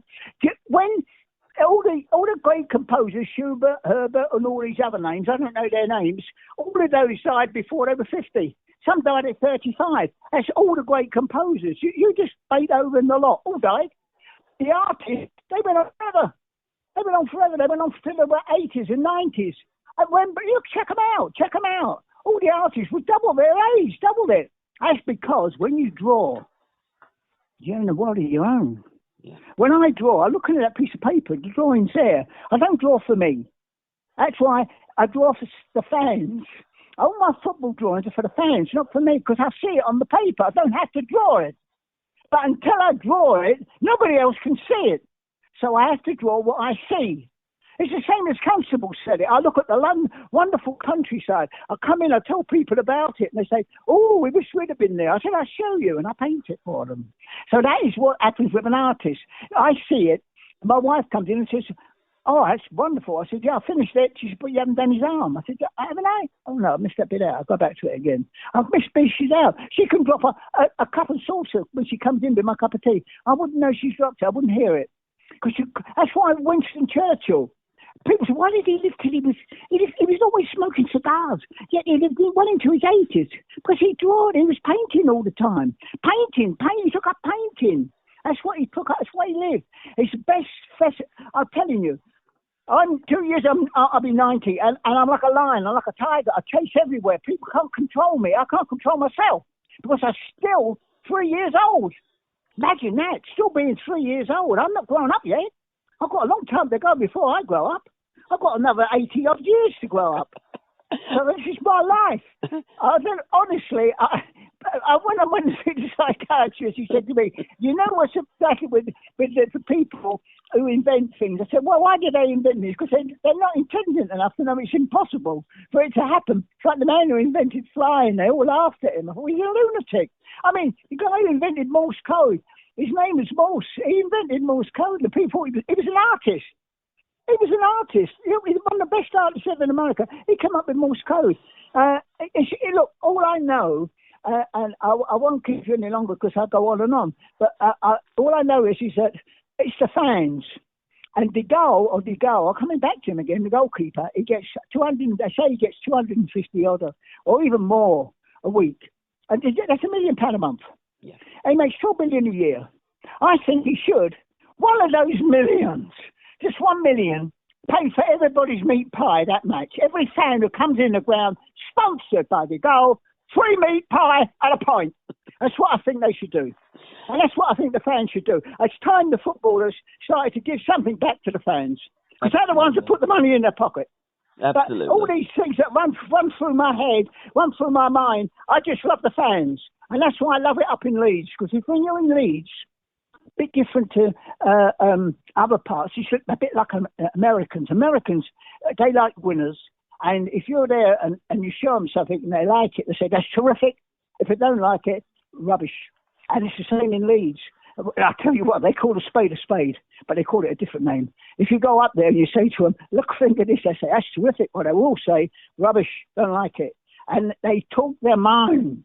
And I love them to death. And I'm telling you, I'm doing, I don't know when this goes out, but if this goes out before Saturday, tomorrow, I'm at the Philly Dowd Bookshop, Roundhay, Leeds, 9:30 to 11 on Saturday morning, signing the Beaver book. I'm signing the Beaver book there. And I've got the man who owns the best museum in Leeds coming in, Pete Upton. Not only is he coming in, he's driving me to the match and then driving me back. And if I get there early, this is Leeds for you. This is the fans. These are the fans. This is true. I'm not making this up. Peter Hopton, he's got the best museum. You can check him out. Phone him up. Find out someone who knows him. And they'll tell you that he said to me on the phone today, Paul, if you get there early, come straight to my house. I'm only 5 minutes from the shop, and there'll be a bacon sandwich for you. I said, brilliant. Put 2 rashers in, and I'm there. So that's what's happening. That's what they're like. And he said, after the match, what you doing? I'll drive you back home and get your car. I said, yeah, but I've got to unwind for a couple of hours. He said, right, you're staying for tea. This is all happening now. This is what they're like up in Leeds. So the Beavers go in there, and they won't stop talking. They said to me, if the traffic's bad, it could take us an hour to get to the car. But he said, I don't mind, that'd be an hour listening to you, wouldn't it? Absolutely. They know that straight away. An hour listening to the Beaver. It's the Beaver. Come on, the boys! We are the team. Marching on together. I get it. What I'm loving. So there we go, boss. I love you to death. Gabby, I'm not going to keep you all day long. No. Honestly, I just want to say something. In the book, I'm loving the book. It is an absolute work of art, and we've gone through and covered so much of the book. The lyrics, Leeds United, credited to Reed and Stevens. You're absolutely spot on, because Reed and Stevens had already wrote Sally Sunshine, and that was the music, and then Les Reed wrote the lyrics to Leeds United. Marching on together, Reed and Mason done the Delilah. The semi-final it was, because on chapter 11, the semi-final, and I am a big Birmingham City fan, and I know that Gordon Taylor played for Birmingham City, and in here it's, phone scholar, guide him for a piece on how Birmingham City can win by packing the midfield, hence dropping Taylor. And that was down to the Beaver as well. Well, Neil Jeffries is the man. Yep. He's captured the voice of the band right through the book. You see that? And I tell you something, the biggest Birmingham fan I know, next to you, only second to you, he's not as good as you, second. The man is Jim Cadman. Yeah, he was a good lad, Jim. He orchestrated the statue of Don Revie that stands now outside the ground. Yep. And this is big. When I did them big cards, he's a fanatical Birmingham fan. Yeah, his hero was Gilbert. Merrick. I stop everything except when we played Hungary, Merrick. And Gilbert Merrick, 13 goals you let in against them. Gilbert Merrick was the goalkeeper with the moustache. And he wanted to get the Gilbert Merrick big card. He was a little schoolboy then, he told me this. And all his schoolboy money, he put in that machine to get the card. It never came out. He got all the other players. He got Don Howe. He got Tommy Docherty. He didn't want them. He wanted Gilbert Merrick. Never came out. So he kicked the machine and left. And everybody was kicking the machines when they didn't get their cards. And although it was the best idea ever, and it did launch Panini, the bottom line was those machines got kicked to pieces. The boys didn't like it. I'm telling you, I could go on with stories upon stories, but I love you, Gabby. I'm sorry I just thought, but that's the man. And I'm telling you, I'm 3 years old. I really mean that. And a child believes he can do everything. And he sees things in, you show a child something and he invents anything out of it. And that's me. I've never grown up. If you grow up, you restrict your view. And everybody in life, when they grow up, gets promoted above their ability. They get finally promoted. The best example, Boris Johnson. Can't say anymore. Yeah. Love you to death. You're the man. Go get him, Gabby, because we're the best. Before you go, where did the hat come from? Because it's brilliant, the hat. You certainly did Roy of the Rovers for a while. You are the rest as well. I did Roy of the Rovers. Listen, this is it. Roy of the Rovers. Yeah. Let me tell you, when I was in my dad's shop, they used to put the dwarfs up on the wall, and the GIs came in. They just started to come over, the Americans, and they walked in and they said, "Oh, you've got someone who can draw." And my dad said, "Yes, my little boy." He said, "Well, you like these? There's a Batman comic, there's a Superman comic. You love." And when I looked at them comics, I couldn't read them, but I turned the pages over, made up my own stories to what was in there, and I couldn't believe the artwork. I thought, these are real. I thought they were really real people. I thought, that's why, listen, there's only one person in all our comics. When I was brought up on those Batman, Superman, they were the best. I said to Milt, where is the greats today? Where is Rembrandt? Where is Rembrandt? Where's Michelangelo? He said, they work for Disney. I said, yeah, but I can't believe it. He said, Paul, see that? You're Rembrandt. And funnily enough, he said that. I've got a drawing I did for David Gower, and he's got from Rembrandt to Rembrandt. That's what he's written on it. And I never even told him the story. But he said, you're Rembrandt. That's what you are, Paul. You're the living Rembrandt. And that's what you're doing. You do football drawings. You do football drawing. So I did. And when I went to Roy the Rovers, they said to me, Paul, I said, look, I'm working for the Express now. It's 1963. I'm working for the Express. I'm working for the People. I'm working for the Sunday Times. I'm working for Shoot Magazine. I'm working for Sporting Records still. I'm still working all these papers. People thought there was more than one Beaver. That's why they called me the Beaver. And they said to me, artist has fallen down. It doesn't matter really. It's Roy the Rover. Roy is he's dropped right down the ratings. It's Billy's Boots. They all want Billy's Boots. So we don't want you to draw Billy Boots. The man who does that is unbelievable. Gone right top of the list. Roy's right down. Can you come in and do it? Might even be the last story. I said, yeah, I can't do it. And when I did it, I took it in. They said, we can't use this. I said, what are you talking about, can't use it? They said, it's not funny. It's not comic. Look at the way you've drawn it. I said, it looks real, doesn't it? He said, yeah, that's it. It's not comic. It's not funny. I said, it's not supposed to be funny. It's football, isn't it? What are the others? That's Roy. What race? He's scoring goals. He said, well, I can't use it anyway. Thank you. And I left. And then 2 days later, they phoned me up and said, we can't get anybody else. You'll have to run yours. And they ran it. And halfway through, Alf Ramsey phoned me up because I knew Alf was a little boy when I used to go across.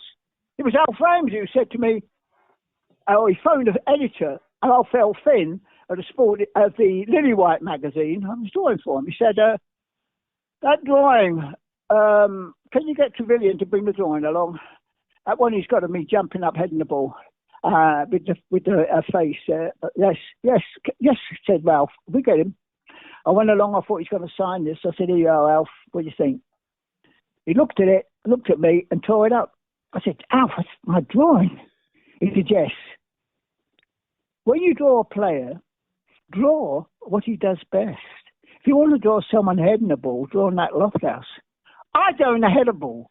I'm known for passing the ball. So if you want to draw me when I got the ball on the ground. Never learned that. That's the biggest lesson I ever learned. These were my teachers. So he would phone me up and say, I looked at Roy this week, and I'd done about 8 of them. And he said, he's leaning back too far. The ball would have gone over the bar.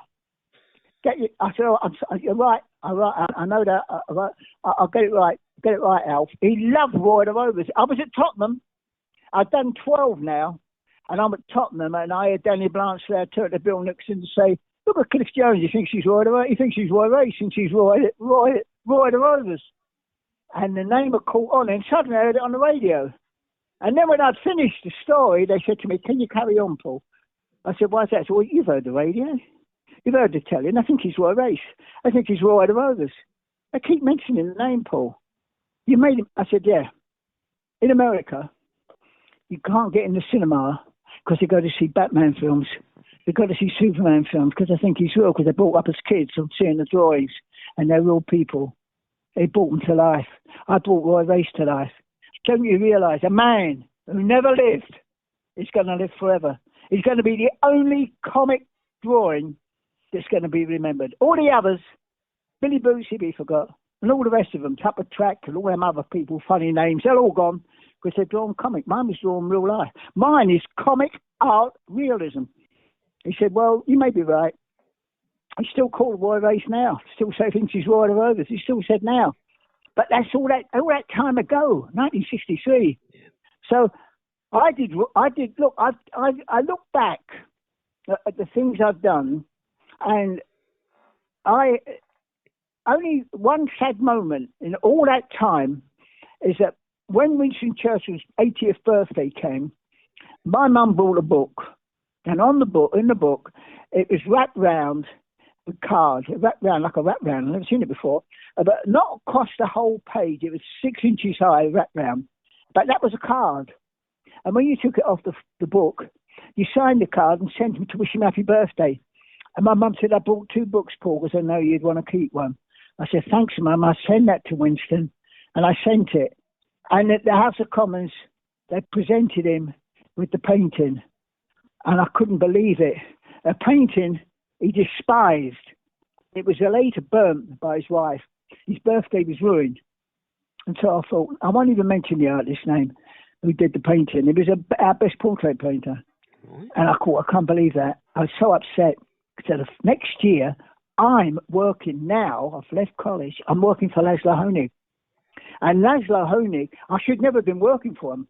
For someone, listen, when you stop at the age of 6 or 7, like I did, I'm walking through South Audley Street towards. I've got an appointment from Tottenham Technical College to draw a wallpaper for Sanderson's Wallpapers. I don't really want to do it, but I think I might talk them into doing animals, or I might talk them into drawing cartoons or Disney characters. I might better talk them into something. And I'm walking along and I look in the window and I see a chair. And I've been looking at books. See, I don't read. I don't look at, see the written words, what somebody else has said. I never did history. I didn't want to do anything with Henry VIII. I wasn't going to have lunch with him. I didn't know about geography. I didn't want to know about geography. I didn't want to know where Australia was. See, a guy drives the airplane's job, flies the airplane, or wherever he does with the plane. But I don't want to even know about that. All I wanted was looking at books. And I saw Tale of Two Cities, and I saw this chair in the window, and it was, I don't know, I couldn't understand it. And a woman came out, I didn't know at the time, but she, Laszlo Honig's wife, and she was formerly Ramsay MacDonald's secretary, the head of Labour, who put Churchill out of government. And I didn't know that was the lady. She came out, she said, you've been standing outside looking at that window for about 10 minutes. You can come in if you'd like. I said, no, I need you to come in. It's a chair in the window. I could draw a better one. She said, I'm sorry, you could draw a different one. I said, no, I said a better one. And then Laszlo Honig came out, the man who owned it. He said, what's going on? And she said, he thinks he can draw a different chair. I said, no, I didn't say that. I can draw a better chair. And he looked at me and he said, then come in. And I walked in, took me in the studio, gave me a pencil and said, draw it. And I drew the chair. He said, I like that. Would you like a job? I said, yes. Would you like to work here? I said, yes. He said, what's that in your hand? I said, I've got an interview. And I said, well, you won't need that. Pour it up, put it in the bin. He said, when can you start? I said, I've started, haven't I? And I picked the pencil up and carried on drawing. He said, you got a job. Now, because I worked for Laszlo Honig, designing furniture, I was assigned to go to Bernard Sunley the following year.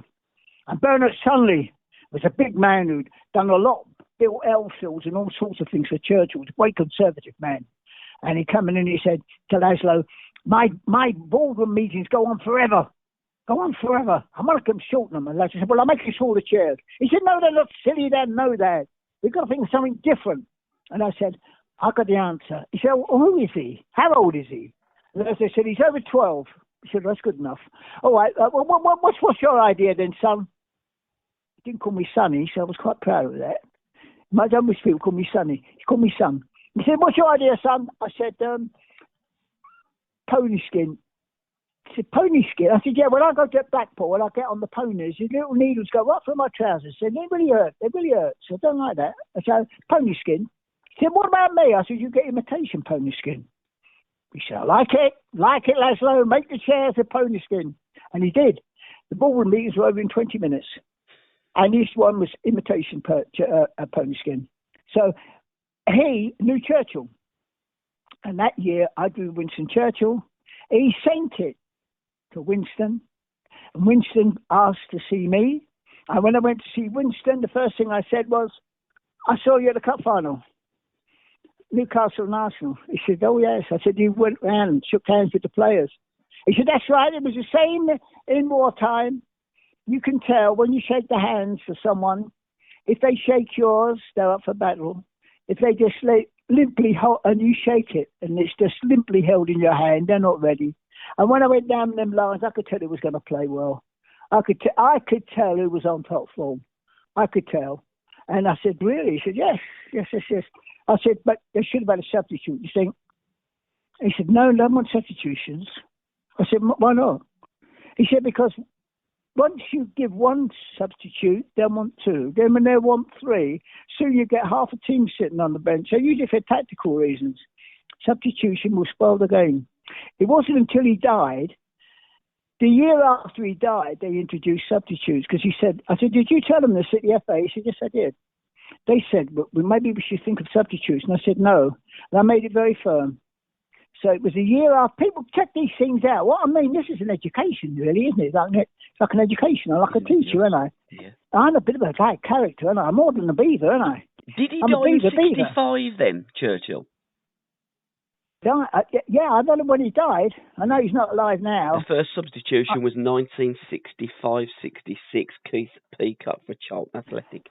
That's it. I'm telling you, I don't mess. I know what I'm the man. I'm the main man. And so he did more substitutes until he died. When he did it, and I said to him, he said, "This drawing's excellent." He said, "What did you do? A bit of chalk and wash?" I said, "No, that's not chalk and wash." I said, "It's all pen and ink." The other bit there, I just shouldn't make my finger wet and then rub it over. Did you make your finger wet? I said, yeah, just put my in a little bit of water and rub it over the ink and before it dries. He said, it's unbelievable. He said, why didn't you do what Constable did? Constable made watercolours look like oil colours because you make your paintings look like oil paintings. I think so. He said, well, do that. It could take you a few years. Might take you a lifetime, but do that. And that's all I've ever done since. I've only ever worked in pen and ink. Never ever used any other medium but pen and ink. Nobody else can produce what I do with pen and ink. I can do it with oils. I can do it with Gucci and all the rest of the stuff. Not me. I did it in pen and ink. And that's my method of working. And it's a secret. So what I do is a secret, how I get them paints to mix in. It took me a lifetime to learn it, but I've learned it. And I'm happy with that. So Winston Churchill, yeah, he changed my life. I've still got the painting. It was in the... It's in my bank now, but it was in the National Football Museum. Then it changed to the PFA offices. But when Gordon Taylor left, my friend, I became a great friend of Gordon's. I told him all about how I knocked on the door to get in for the semi-final. And I had a little special knock, kicking it and banging the door. And Les Cocker opened it because he didn't know that Don said I wasn't allowed in. And I came in there. And the first thing Don said was give me a big hug. He says, Taylor's on the bench. We're a goal up. Just like that. That's how important he was. And in the book, I've done a full page of him in colour of Gordon Taylor because maybe he would have been on the bench anyway. I don't know, but he sent me a lovely letter. He's read the book. He loves the letter. The greatest letter I've ever had. I've got some wonderful letters. I've met every sports star I've wanted to meet. Yeah. Everyone. I've met Joe Louis. I met Muhammad Ali. I met Rocky Marciano, but Sugar Ray Robinson changed my life. He was another one who said to me, I see you making your way through. This is 1950. This is 51 when look at that. 17. my drawings, they're in the book. The book, I did them when I was 17. I don't do any different now. You don't, look, I said to Georgie Best, when did you know you were Georgie Best? He said, well, I was 5. You don't get any better, Paul. Talent you're born with. Yeah. You don't develop talent. No one can teach talent. They can teach technique. Yep. You know, all these coaches saying, oh, well, we teach him this, I taught him that. Yeah, they're teaching him technique, teaching them more how to read the game, where to run, but not talent. Not talent.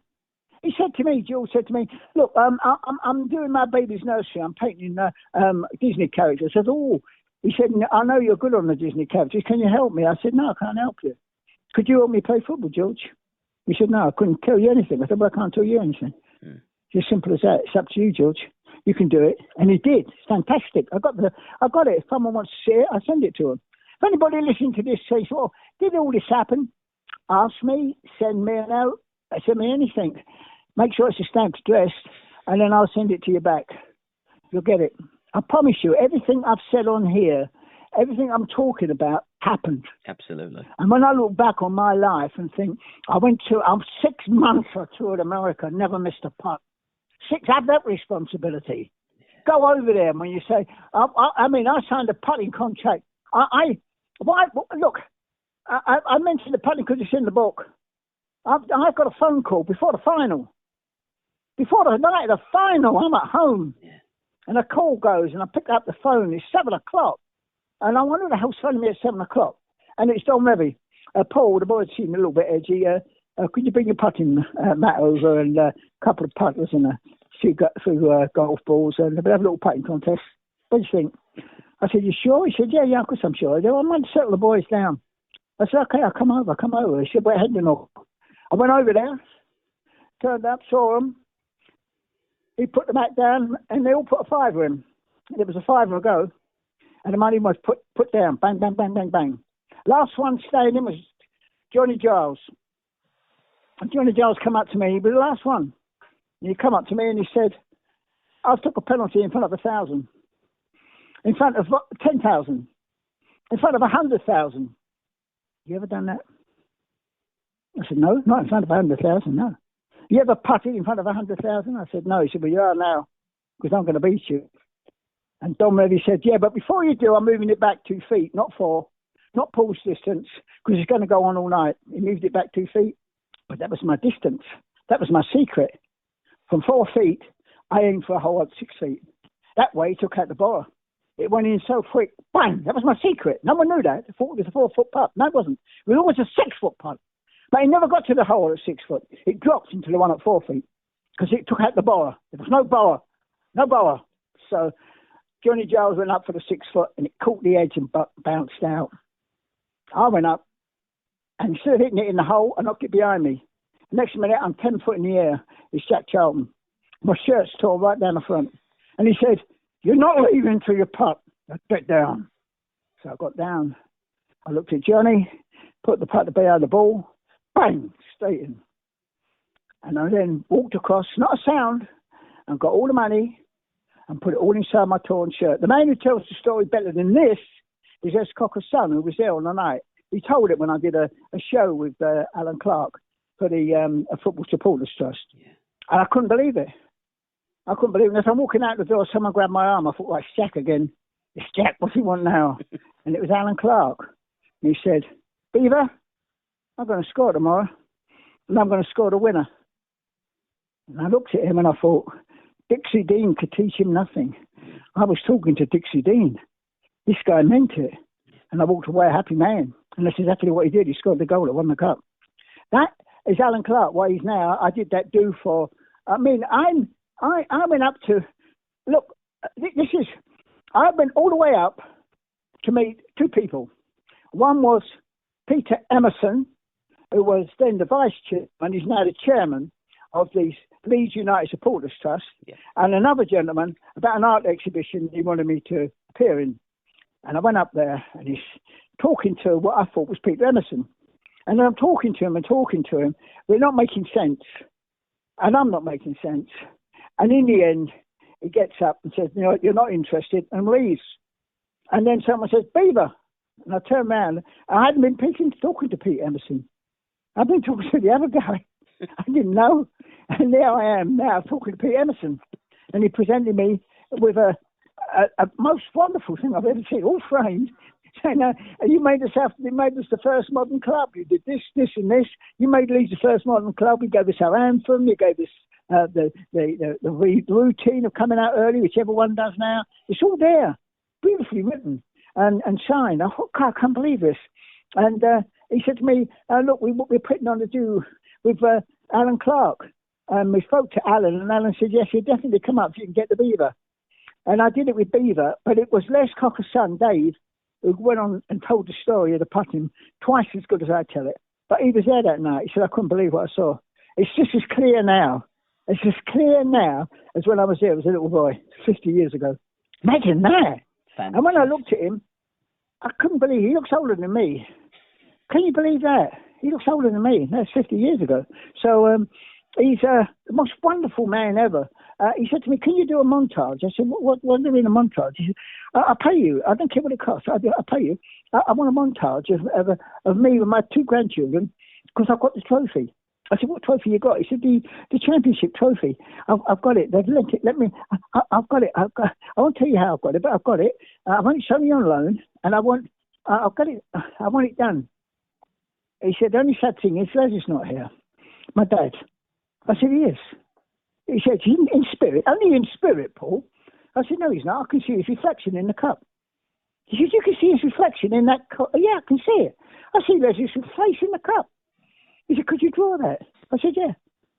And when I drew it and sent it to him, he burst into tears. Yeah. Couldn't believe it.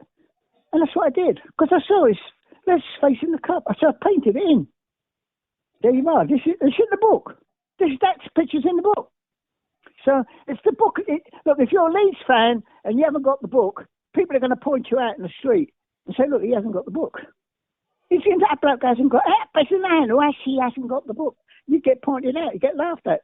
Get the book. You've got to get the book. A story of sock tags and self-belief, because I've never, ever questioned anything in my mind if I've wanted to do it. I've never said, no, I can't do that. Because when I hear a manager say, possibly, hopefully, turn away. Yeah. And they say to me, why did you turn away? I said, because hopefully and possibly are the first steps to failure. Absolutely. Just say, I'll do it. Alf Ramsey said, we will win the World Cup. And they did. Simple as that. Believe. And that's what Don Revie told me. You've got to believe, Paul. And I did. That's what the great Dixie Dean told me. You've got to believe. And I did. And you have to believe. All the people I've ever met who's ever made it, they've all believed that they could do it. And they would. And when the great Oscar De La Hoya, and I got in the ring with Oscar, I'll tell you, you can see it. I did all these things for him, a big, massive, big, it was a big charity thing he did, and they was all there, all the film stars and everybody, Oscar De La Hoya. And I got in the ring with him, and I said, Oscar, I said, do me a favour, we just, for one punch, I want to see just how quick it is. He said, all right. He said, how quick was that? I said, but have you thrown it? He said, come on, Paul. I said, throw it again. He did. I said, you're not throwing the punch. He said, look at that. And on the back of his glove was 2 little shine bits. He said, that's the shirt, that's that sun cream on your nose, edge of your nose. Look, both times I went right past your nose. Oh, bloody hell. Couldn't believe that. I said to Muhammad Ali, have you ever been scared in the ring? He said, yeah. I said, yeah, I've actually been scared. He said, yeah. After the fight. I said, what do you mean after the fight? He said, when the judges are working out who's won. That's when you're scared. That's when you think, oh, God, I've made a mistake. I've been miscounted. That's when you want the referee to raise your hand. And that is when you feel scared. That's the only time a fighter feels scared in the ring, is when it's down to the referee to judge who's won the fight. Up until then, no fear. I get in the ring, I'm telling you now, my hand daddy this is, I've got in the ring, and I know the man I'm meeting, when I look across, has left one leg in the dressing room. And that's the same in football. Yep. There's some players who leave their leg in the big matches in the dressing room. I said to our friend, Alan Ball, Alf always picks you. He said, yeah. And he always says to me that in a league match, Alan Hudson is 5 times Alan Ball. But when he plays for England, he can't produce. It's too much pressure on him. He can't do it. He said he is the most talented, and I always thought that Alan Hudson was unbelievable. An unbelievable player. Loved him to death. What a player. What a player. But he never produced it for England. And Al said, it's some of them, when they're picked, Alan Ball, I know, raises his game. He raises his game. And that is why some people make it and you think, why did he only get 3 caps? Why did that guy only get 2 caps? Why did this?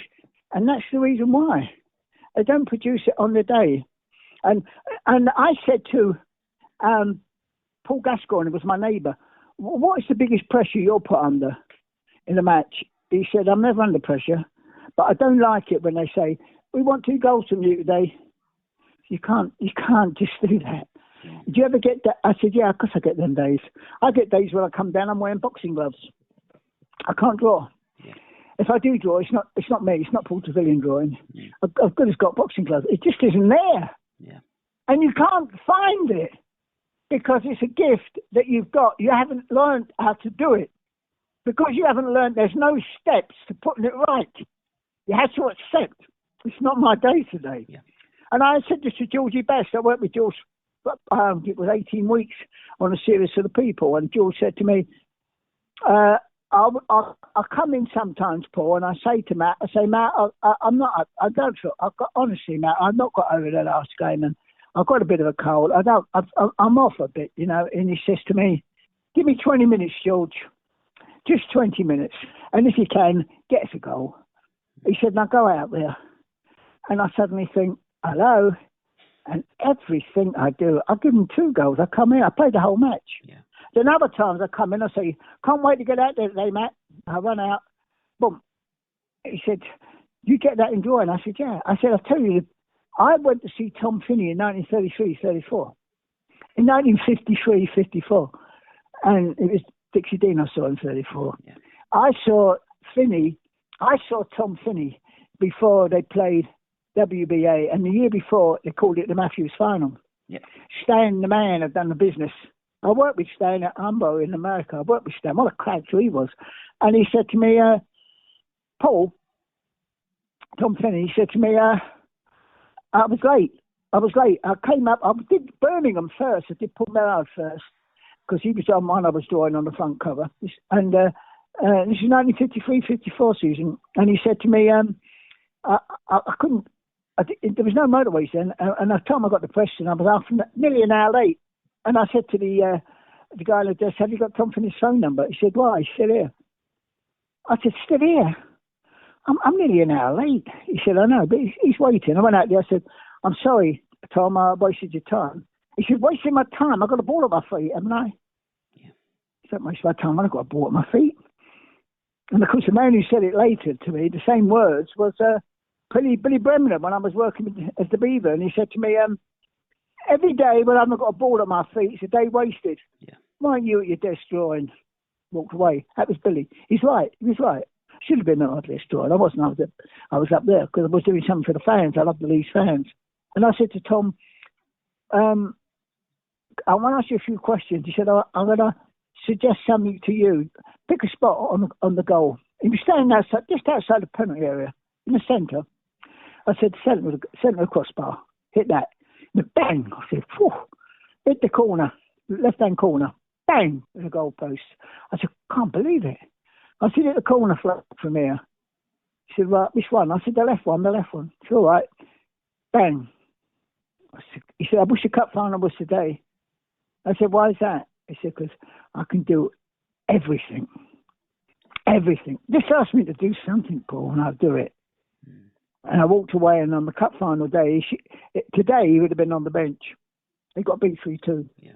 and he didn't play at all. He wasn't standing around. And that is it. It wasn't his day. And I went to see him when he was at the National Football Museum in Preston. And I went up there to do jumpers for goalposts. He did a thing called jumpers for goalposts. And I went up there.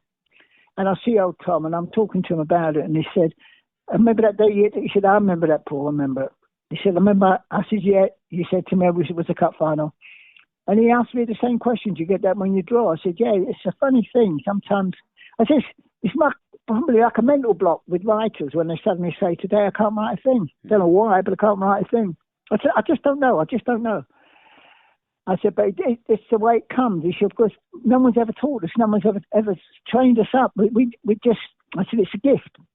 And that is why I've spent all my time looking at every sports star I've met, and I've met everyone I've ever wanted to meet. Yeah. I mean, David Gower, I said to David Gower, David, I could watch you play all day and every day. You remind me of Dennis Compton. He said, why do you mention Dennis Compton? I said, because I did the team at Coronation Ashes, and I went to Lord's and I was drawing a Dennis, and when I went there, the players had got to know me, especially Betzer. Betzer was very good to me.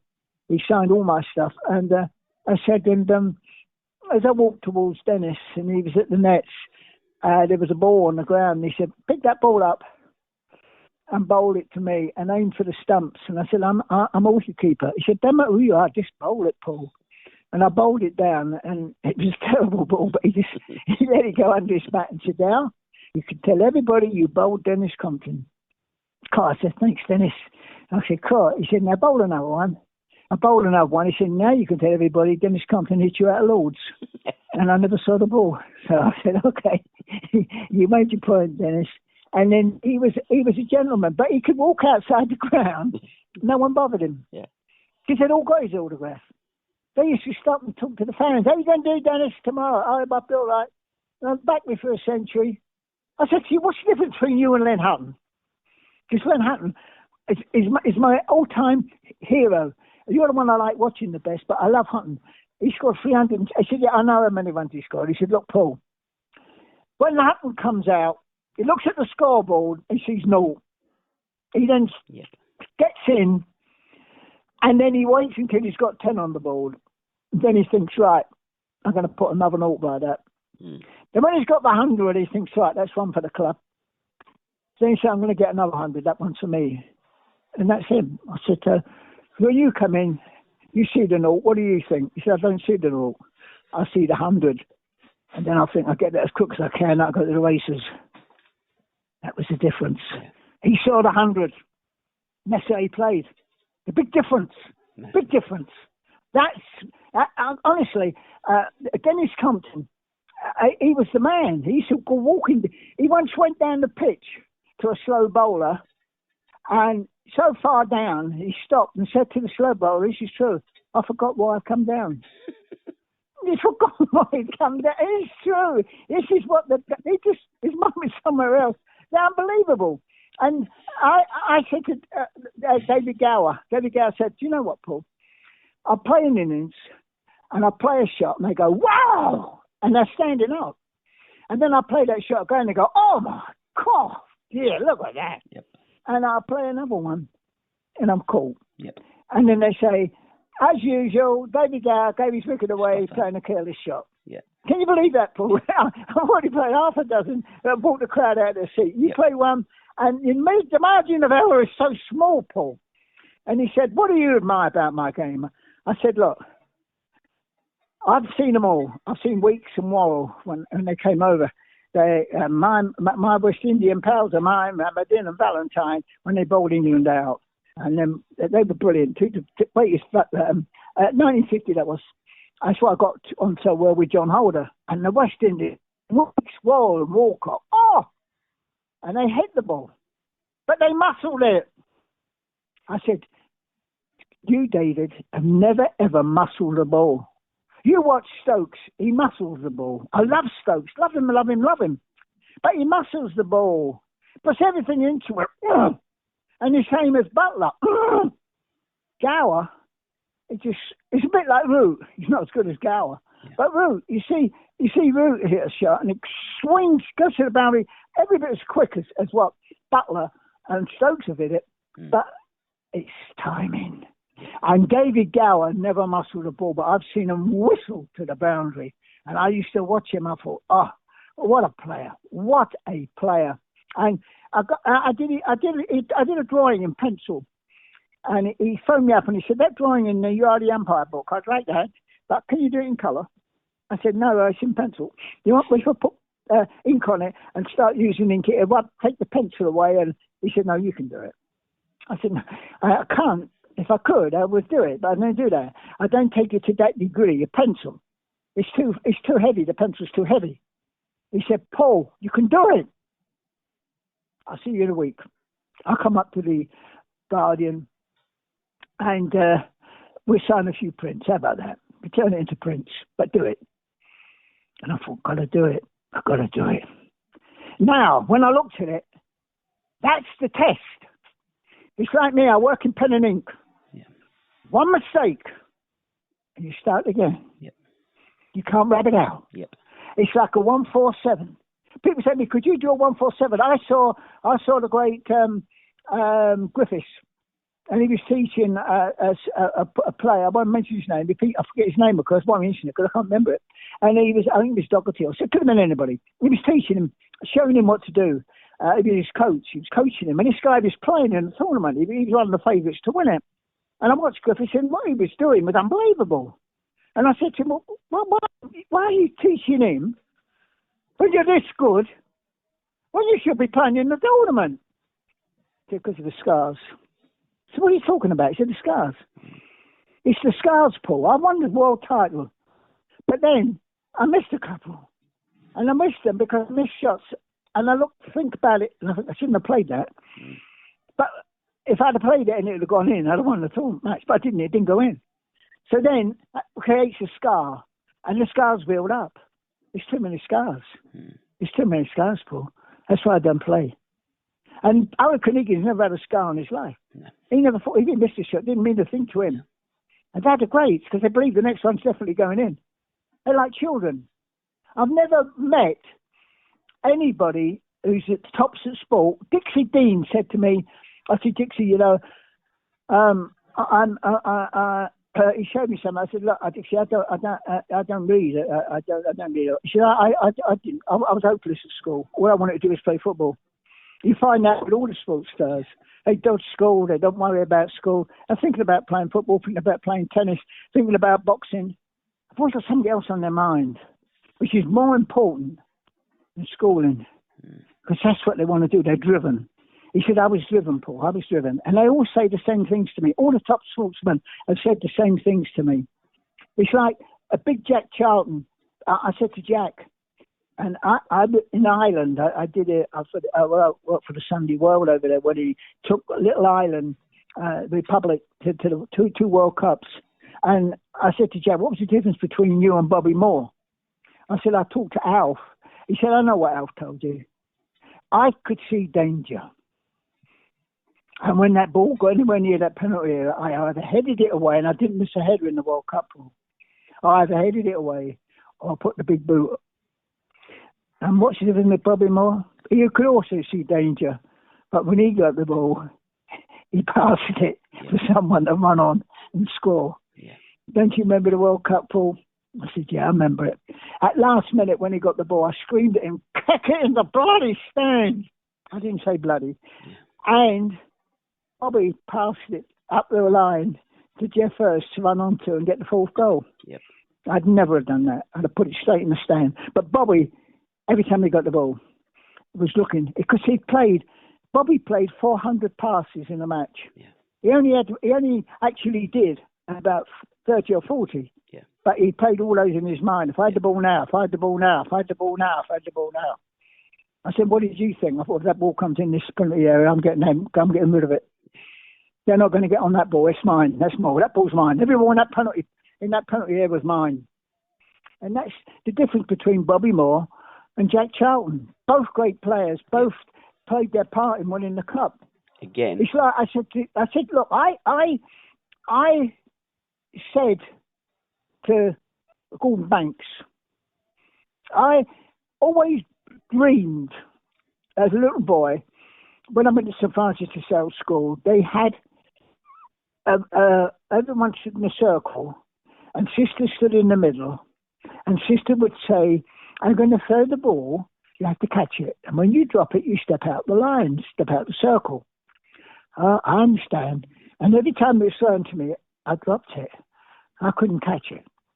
And she said after 3 games, Trevillion, you're staying in the line because you drop it deliberately and you just want to go out and sit and watch everybody else.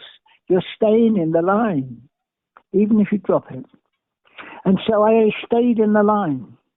And I went home and I told the story to my dad. He was the hardest man alive. He was the man when I did a drawing. He said, what are you rubbing it out for? I said, she wasn't concentrating. I said, I was, Dad, I was concentrating. But, I picked the rubber up and threw it in the fire. Couldn't now concentrate. And that's why I bought him pen and ink. I don't make mistakes. That was down to him when I drew it in pencil. I didn't make mistakes. I couldn't because I didn't have a rubber. So he was the hardest man alive. And he said to me, and you have to stand in the line because you can't catch the ball. Why can't you catch the ball? I said, I don't know. Let's try and catch it. He said, right, took me out in the garden. He said, see that wall there? Backed onto offices. I said, yeah. He said, it's all blistered up. It's during the war, this is. I'm 7 years old. He said, it's right against that wall. God, that comes off all different angles. See, because the bricks are gone. The bricks are broken. That's why it's coming off at different angles. Catch it. When you catch it and continue to catch it and don't drop it, tell me and I'll come out and watch you. And I threw it against that wall and threw it against that wall. And I come in and said, how'd you do today? I said, Dad, I didn't do bad, Dad. I'm going to master it. I'm going to do it. The next day I went out there. I was out there for not 1 hour, not 2 hours, 3 hours. It's true. My mum said, come and have your meal, come and have your meal. I said, no, Dad's going to come and see me when I don't catch the ball. When he came out, I said, Dad, I don't drop it anymore. I don't drop it anymore. He said, all right, I'll throw it against the wall. And the first one I threw, I dropped. And he went in and I thought, I'll never do that again. I'll never drop another ball. And he came out again. I got him out the next night. And I went right through for an hour. He watched me. He said, right, get in that circle. And 2 days later, I'm in the circle. And the mum throws it to me and I catch it. And she smiles and she carries on round the line and throws it to me and I'm still there. And I'm still there. And it's just me and Sister. And the mum throws it again. I throw it back. She throws it again. And now I'm catching them one-handed, not two-handed. And now she wants the game to end. And I know that. And I keep throwing back. And then she drops it. Game's over. She said, that's the last time you play this game. It ends. Just like that. I come and said, my dad, it's all over. She dropped the ball. She ended the game. He said, oh, dear. I said, what do you mean, oh, dear? You should have said she didn't catch it. She dropped it on purpose. She wanted to make sure, that the game ended. She dropped it on purpose. That's a hard man. Hello? Wow. Yes, I'm still listening. Superb. What an education. What a lovely chat for almost 2 hours, Paul, almost 2 hours. You did say that if you're a Leeds fan and you haven't bought the book, what are you doing? You must buy the book. PaulTrevillion.com. Buy the book. Let me just add, if you're a football fan or a sports fan or a fan of art, buy the book because it is a work of art. The boy that was born to draw has left and made an indelible mark, not on just association football, but on sport and on art. So can I thank you so much for your time, sir? It's been an education and an honour. Gabby, it's been an even bigger honour for me because you are the best, and I mean that. And I'm so proud. I mean it. I'm so proud. It's completed. My journey being on your podcast. I'm the happiest man alive tonight. I was on the Gabby podcast. Hey, don't get bigger than that. I'm the man. I'm the beaver. Thank you so much, Paul. God bless. Cheers, pal. Marching on together. You're the man. Cheers, pal. And thanks for listening, guys. Ta-da.